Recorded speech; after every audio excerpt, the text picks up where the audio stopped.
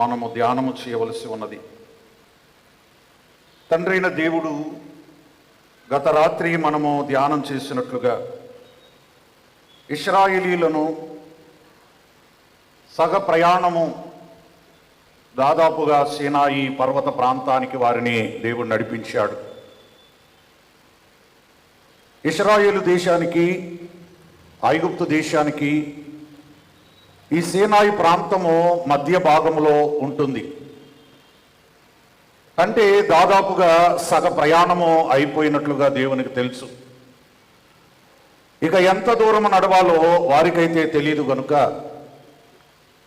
మధ్యదారిలో పెట్టి మంచి మాటలు దేవుడు వారికి వినిపిస్తూ ఉన్నాడు. ఈ అరణ్యమును దైవజనులు దేవదాసయ్య గారు చెప్పిన మాట విద్యాశాల, అండ్ ఎడ్యుకేషన్ సెంటర్. ఎక్కడ కూర్చోబెడితే శ్రద్ధగా వింటారో, ఎక్కడ కూర్చోబెడితే కదలకుండా వింటారో, పారిపోకుండా వింటారు. వీళ్ళరా చెప్పేవాని పని నా మాటలు నేను చెప్పుకుపోతున్నాను అనడం కాదు. వాళ్ళు వింటున్నారా, తిరుగుతున్నారా, మాట్లాడుకుంటున్నారా, లేక ఈ సెల్ ఫోన్లతో ఆడుకుంటున్నారా, మరి ఇవన్నీ గమనించే బాధ్యత దేవుడు చెప్పే వారి మీద పెట్టాడు. ఆయన ఏమంటారంటే, మీరు నా మాట శ్రద్ధగా విని. ఎలా వినాలి? శ్రద్ధగా విని. నా మాట శ్రద్ధగా విని. ఏముండాలి? ప్రజలకు ఏముండాలి? శ్రద్ధ. దేవుని మందిరానికి రావడానికి శ్రద్ధ, సమయానుకూలంగా రావడానికి శ్రద్ధ, దైవ కార్యాల్లో పాల్గొనడానికి శ్రద్ధ. ఏదైనా మనం చేయాలంటే శ్రద్ధ అనే ఇంట్రెస్ట్ ఉండాలి. శ్రద్ధ లేకపోతే అదంతా వ్యర్థమే.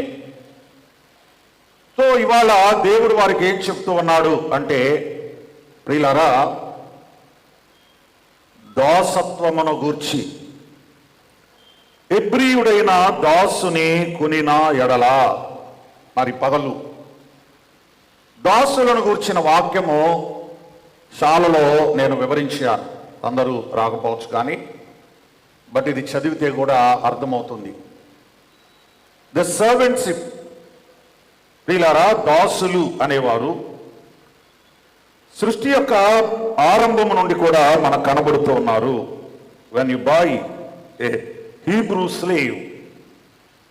సో హెబ్రీయుడైన దాసుడు.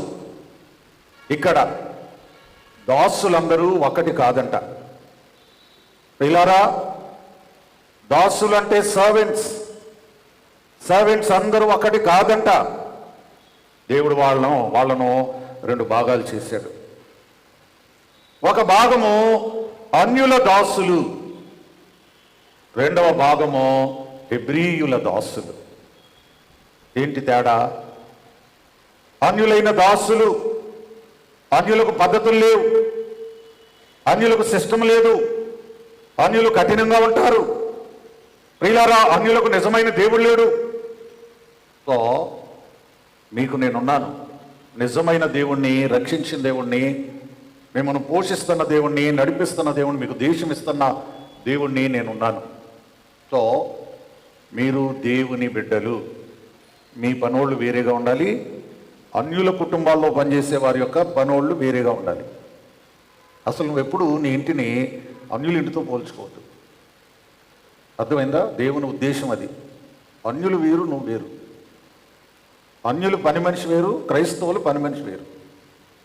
అన్యుడు 100 పనులు చెప్తుంటే నువ్వు 90 చెప్పు, 10 తగ్గించు. అన్యులు వేరు. వీళ్ళారా, అన్యుడు ఎంతటి వాడైనా సాటిరాడు. ఒక దినాన్న ఒక అబ్బాయి ఒక ఫ్యాక్టరీ దగ్గర మరి టీలు అందించే పనిలో ఉన్నాడంట. ఈ టీ ఇచ్చేవాడిని ఓనర్ పిలిచి, రై ఈ డబ్బులు పట్టుకెళ్ళి సిగరెట్ పట్టుబట్టరా అన్నాడట. వాడు అన్నాడట, అయ్యా నేను సిగరెట్లు ముట్టుకోను. ఏ నేను దేవుణ్ణి నమ్ముకున్నాను, నిన్ను కాల్చమంటలేదురా, పట్టరమంటున్నాను. అయినా సరే నేను సిగరెట్లు ముట్టుకోను, నేను కొన్ను. నేను కొంటే నా కోసమే కొన్నానేమో అనుకుని అభిప్రాయపడతారు. ఇలా రా అని చెప్పి చెంప మీద లాగి పెట్టుకుంటాడంట. ఇప్పుడు ఢిల్లీ అంటే వెళ్ళను సార్ అన్న. పని మానేస్తావా? మానేస్తాను. తమరు మానేమంటే మానేస్తాను.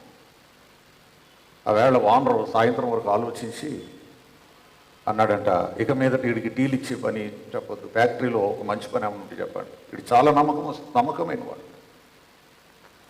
వారికి ఒక ఉన్నతమైన ఉద్యోగము. నువ్వు దేవుని పేరు ఎత్తబట్టే కదా, నువ్వు దేవుని నమ్ముకున్నాను అని చెప్పబట్టే కదా మనకి ఎందుకు వచ్చిన గొడవ. ఆ సిగరెట్లు ఏదో తెచ్చి ఆడు ముఖాన్ని బాడెత్తే పోలే అని నువ్వు అనుకుంటే దేవుడు నీకు ఉన్నత స్థానం కల్పించి ఉండేవాడు కాదు. ఇక్కడ ఆయన చెప్పేది ఏంటి? మీరు ఒక స్వతంత్ర దేశంలోనికి వెళ్తున్నారు. అన్యుల వలె మీరు ఉండకూడదు, ఇతరుల వలె మీరు ఉండకూడదు, మీరు ప్రత్యేకంగా ఉండాలి. ప్రియులారా, దాసులను గూర్చిన నియమ నిబంధనలు. అయితే ఇవన్నీ కూడా ఒక మాట క్రిందకు వస్తూ ఉంటాయి. ఒక మాట క్రిందకు వస్తూ ఉంటాయి. ఆ మాట ఏదనగా ధర్మశాస్త్రము. ఏంటండి ధర్మశాస్త్రం అంటే? రాత్రి మీకు మాట చెప్పాను. ఏంటది అమ్మా? తోరా. ప్రియులారా, ధర్మశాస్త్రము. దేవుడు మోషేకు ధర్మశాస్త్రమును ఇచ్చినప్పుడు సో మొట్టమొదట 10 ఆజ్ఞలే ధర్మశాస్త్రముగా చెప్పబడినవి. ధర్మశాస్త్రమునకు గొప్పతనం ఉంది.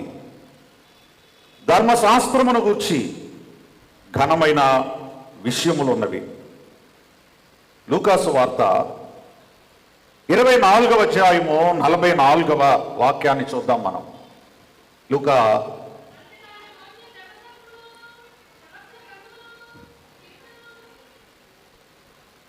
ఆపేస్తారు? ఛార్జింగ్ అయిపోద్దా?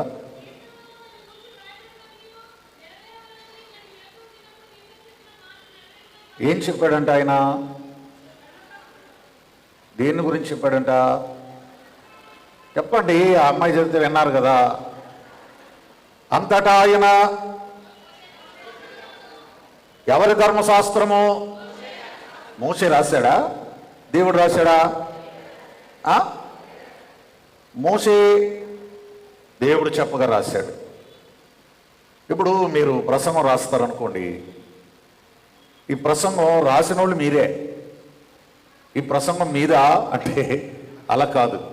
నేను ప్రసంగం రాస్తూ ఉంటాను. నా దగ్గర నోట్స్లు ఇప్పటికీ ఉన్నాయి. నా 10th క్లాసులో రాసే నోట్స్లు కూడా ఇప్పటికీ ఉన్నాయి. అది ఒక క్రైస్తవ ఆస్తి. చెప్పుకోవడానికి జీవితంలో కొన్ని గుర్తులు ఉండాల. ఎంతసేపు ఫోటోలు ఒకటే కాదు. నా చిన్నప్పుడు నా నోట్స్ ఇది.